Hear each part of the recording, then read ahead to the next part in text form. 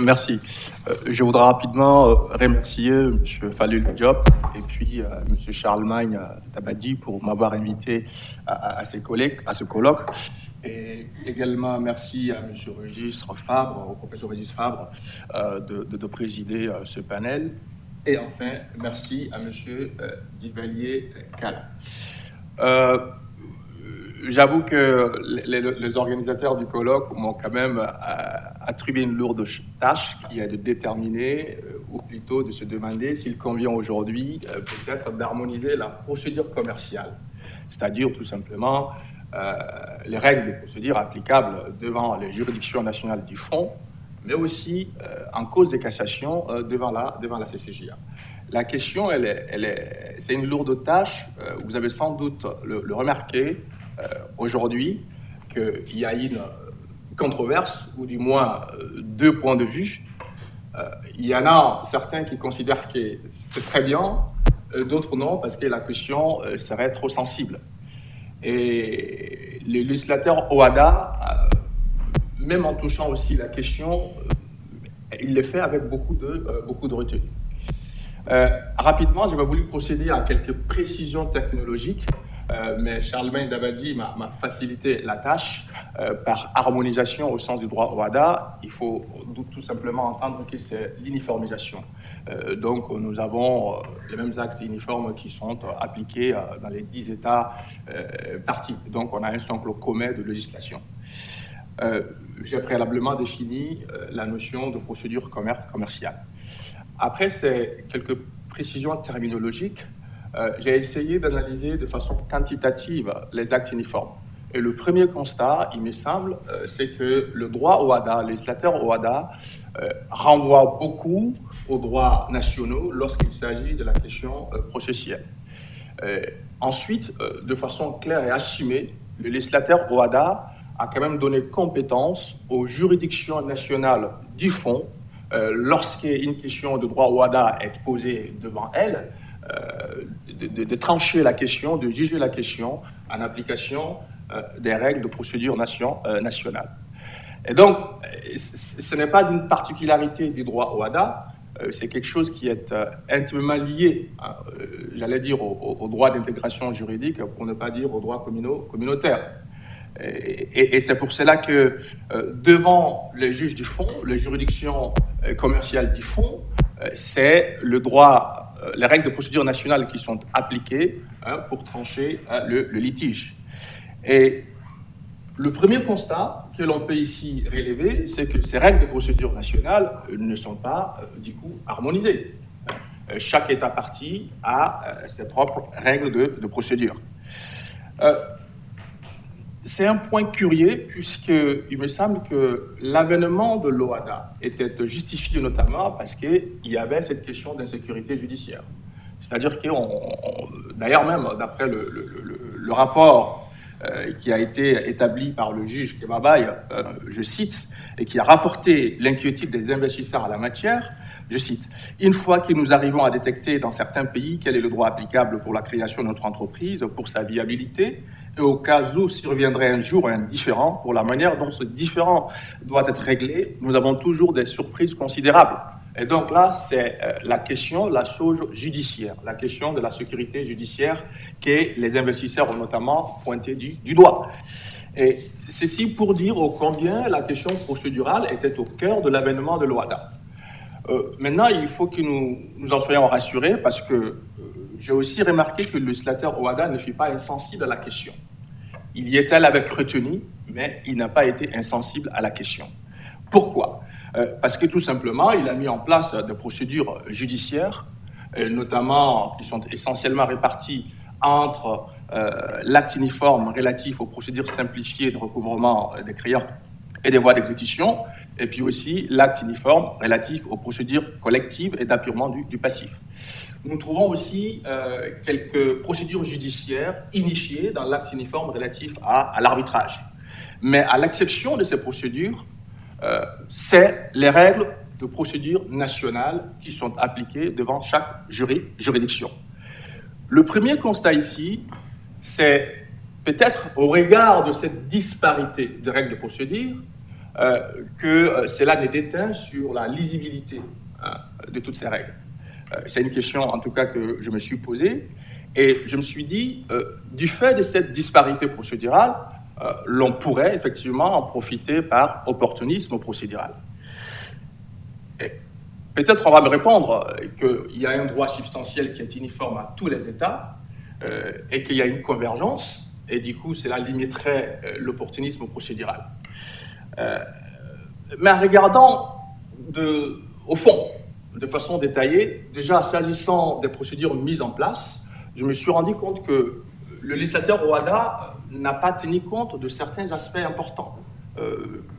J'ai eu l'occasion de commenter un arrêt récent rendu par la CCJA en date du 28 mars 2024 sur la computation du délai de 15 jours d'appel qui est disposé à l'article 316 de l'acte uniforme portant procédure simplifiée de recouvrement des créances et de voies d'exécution. La question qui a été posée en substance à la CCJA, c'était de savoir, pour la computation de ces délais, est-ce qu'il fallait tenir compte de la date de l'enrôlement ou la date de l'assignation. Et la question était intéressante puisque selon la date choisie, en tout cas appliquée, il peut y avoir forclusion ou non. Et donc la CCJA a bien évidemment fait renvoi à la règle de procédure nationale qui était applicable, si j'ai bonne mémoire, c'était la règle de procédure nationale de la Côte d'Ivoire. Bon, déjà, il y a ce premier constat. Ensuite, lorsqu'on quitte le domaine des règles de procédure unifiées et qu'on va vers les règles de procédure nationales qui sont en vigueur dans chaque État partie, il y a une grande disparité. J'avoue que je n'ai pas mené une étude comparative complète entre les lois de procédure des 17 États parties, et c'est d'ailleurs l'une des limites, en tout cas, de ma réflexion sur cette question. Mais bon, j'ai quand même pris le soin de prendre exemple sur des États qui sont le Burkina Faso et puis le Mali. Quand on prend le Code de procédure civile malien, l'article 458 énonce la chose suivante. Les délais maximum impartis pour prononcer le jugement est de 30 jours. Excusez-moi. Au Burkina Faso, qui est un État limitrophe du Mali, l'article 370 du Code de procédure civile et commerciale du Burkina n'impartit aucun délai. Qu'énonce cet article ? Cet article énonce que le jugement doit être prononcé sur le champ ou que le prononcé est renvoyé à une date pour délibérer que le président du tribunal indiquera aux parties. Donc, au Mali, nous avons une disposition qui impartit au moins un délai butoir pour le prononcé de la décision. Au Burkina, nous n'en avons pas. Alors, constat à ce sujet, c'est de dire que le délai du prononcé du jugement pourrait alors relever quelque part du pouvoir discrétionnaire du président de la juridiction dans les États parties où le législateur n'a pas de délai butoir, comme c'est le cas au Burkina Faso. Et à cet égard, je pense que c'est la célérité de la justice qui pourra en pâtir. Un autre exemple illustrant la disparité des règles, c'est les causes de réquisition. Là encore, entre le Mali et le Burkina Faso, le code malien n'en prévoit que 4 causes et le code burkinabé en prévoit 8. Et sans se poser la question si ces causes de réquisition sont énoncées à titre limitatif ou non, nous voyons là une différence. Et cette différence ne place pas les justiciables, les opérateurs économiques sur le même pied d'égalité. Et donc là aussi, c'est un premier constat. Et d'ailleurs, je dirais que lorsqu'on n'est pas vigilant avec la question de l'harmonisation de la procédure, l'effectivité du droit Ouada pourrait en souffrir. Pourquoi ? J'ai tiré une illustration de l'article 18 du traité qui institue le recours en annulation, qui vise à anéantir une décision qui a été rendue par la juridiction nationale de cassation en violation de la compétence de la CCJA. Et en tout cas, pour ce qui est la recevabilité de ce recours, au moins une part de sa recevabilité dépend de l'application d'une règle ou des règles de procédure nationale devant le juge de cassation CJ. Parce qu'on oblige une partie à soulever ce qu'on appelle un déclinatoire de compétences. Et ce déclinatoire est régi uniquement par les règles de procédure du juge de cassation qui est saisi. Donc, nous voyons là qu'à travers ces deux exemples, sur l'article 18, le recours en annulation, mais aussi deux dispositions comparées des deux codes des deux États différents, le Burkina Faso et le Mali, que d'emblée, l'opportunité d'une harmonisation de la procédure commerciale se pose. Cette question, elle se pose. Elle se pose. Pourquoi? Parce que, d'abord, pour essayer de mettre, quand même, un minimum, les justiciables sur le même pied d'égalité, en opérant un rapprochement entre les règles de procédure. Et ce qui justifie alors l'intérêt de l'harmonisation des règles de procédure. Maintenant, après ce constat sur l'intérêt de l'harmonisation, j'ai pensé apporter quelques pistes d'harmonisation. Et à cet égard, j'ai été confronté à des difficultés. La première, c'est la méthode d'harmonisation à suggérer, et la seconde a trait aux aspects procéduraux.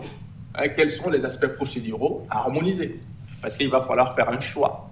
Et sur quels critères, sur quelle base faire ce choix d'harmonisation? S'agissant de la méthode d'harmonisation, il y a plusieurs solutions, mais j'ai pensé à juste titre à deux. La première méthode, c'est de faire un inventaire exhaustif de toutes les règles de procédure commerciale des États parties, et puis procéder à leur réécriture en vue de leur rapprochement. Et là, je pense que cette solution ne devrait pas l'emporter parce que ça demande trop de ressources. Et même si quand même je suis passé préalablement pour illustrer mes propos par la méthode de droit comparé. La deuxième méthode, c'est établir tout court un acte uniforme portant règles de procédure applicables devant les juridictions nationales du fond. Je pense que cette seconde solution est plus viable parce que tout simplement, nous avons déjà les conditions propices à la mise en place d'un tel acte. Après la méthode d'harmonisation, les aspects procéduraux, qui est une question à mon sens cruciale.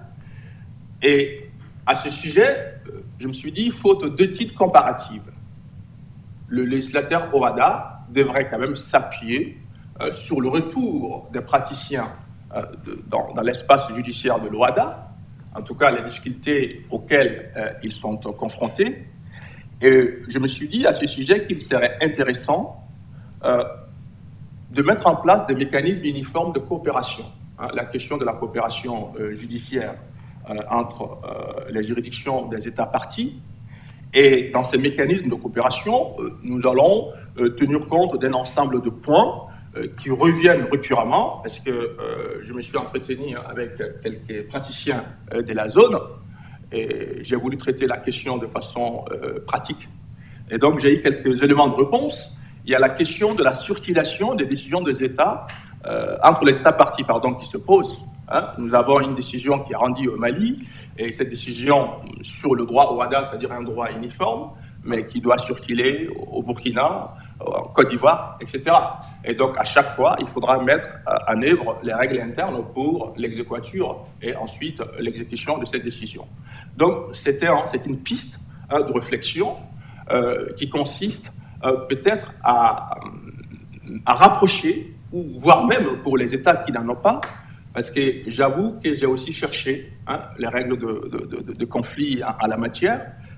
Il y a beaucoup d'États où je n'ai pas trouvé. D'autres États, bien évidemment, ont adhéré à certaines conventions. Mais pour aller dans le sens du professeur Anou, c'est vrai qu'il y a cette difficulté d'accès. Et donc, je ne peux pas me prononcer aujourd'hui si dans tous les États parties à l'OHADA, il existe des règles de conflit de juridiction. Et d'ailleurs même de règles d'harmonisation sur ce qui concerne la question de l'exéquature, notamment tenir compte quand même de la réglementation OHADA à la matière. Ensuite, il y a la question de l'administration de la preuve qui revient souvent. Dans un litige au Mali, parfois il est nécessaire d'opérer des mesures d'enquête ou d'instruction en Côte d'Ivoire. Comment faire? Et donc, les praticiens m'ont remonté que ce serait simple, ou du moins, en tout cas efficace, que l'OHADA se saisisse de la question et prévoie des règles aussi à la matière. Et il y a la question des délais de procédure. Alors là, cette question de délai de procédure est cruciale parce qu'il y a un point qui concerne le point de départ des délais de prescription des voies de recours. Parfois, c'est le prononcé de la décision, parfois, c'est la signification. Tantôt, comme au Mali ou au Burkina, on a 30 jours pour prononcer et il n'y a même pas de délai. Et donc, je ne vois pas là, déjà même sur quel fondement juridique, une partie pourrait peut-être intenter une action pour contraindre le président d'une juridiction de prononcer la décision. Pour terminer rapidement, l'adoption d'un acte uniforme portant règle de procédure dédié au règlement du contentieux OHADA devant les juridictions du fonds pourrait tout simplement contribuer à l'application uniforme du droit OHADA. Mais surtout, elle mettrait les opérateurs économiques sur le même pied d'égalité procédurale.